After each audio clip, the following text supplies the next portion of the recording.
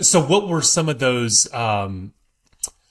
maybe some of the first stumbling blocks? So let's go into like net gold. When you started that, you brought your friend over, you were, of course, doing a lot of deals, a lot of contracts, traveling. So was she.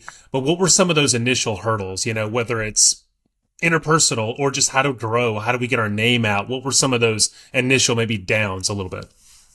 Yeah, I don't want to say we got lucky, and I don't want to say it was beginner's luck because I believe luck is when preparation meets opportunity. Like, For sure. it's what kind of cliche, but one of my favorite sayings, and I do believe it's true.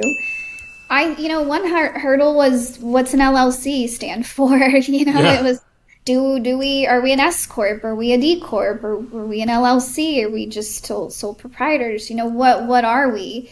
So a lot of it was defining the business and who were our clients going to be, our target clients, and we kind of had a roadmap with our first starting client. They were in the healthcare staffing industry as well, something we knew very well because we Yeah. came from it, just their competitor. But there was no issues between the two, by the way. Just like to Yeah. throw that out there. I like to keep my relationships clean. That's Uh, it. yeah, but anyway, so that was the big hurdle, understanding how to write, a partnership agreement and what all goes into that. And, I think the biggest not lesson I learned in the beginning, but I don't want to forget to mention this. The biggest lesson I learned in the end is I will never be 50-50 with Mm, anyone ever yeah. again. And not anything against her, but it just created a lot of issues because, one person can outdo the other and then if, people could be petty and I started thinking, well, I don't want to have to Yeah. so kind of just a few little things that, really stood out to me in the beginning that seem small maybe to others, but when you're first starting out, you have no clue what you're doing.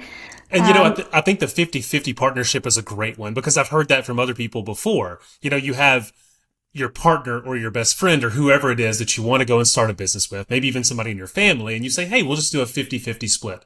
From your experience, what are some of the main just cons when it comes to that? Is it or how should you approach it differently? I do think that there at the end of the day has to be one person that has to be the decision maker. Then to me, the CEO. It can't be two CEOs, not two COOs.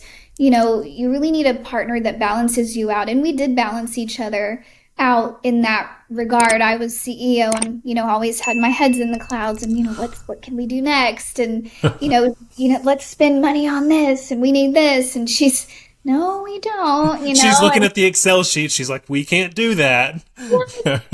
maybe in a few years. And I'm like, okay, so you need that balance, but at the end of the Yeah. day, there's got to be one person that just makes the final decision because there are things that do arise in business where it could be I don't want to say fatal, but Yeah. fatal to your business, and if you have two different points of view, and not to say one or the other is right or wrong, they're just different perspectives. Yeah. Then there's no third person. Thanks for watching. Be sure to like the video and comment. I love to interact. And as always, be sure to subscribe to the channel.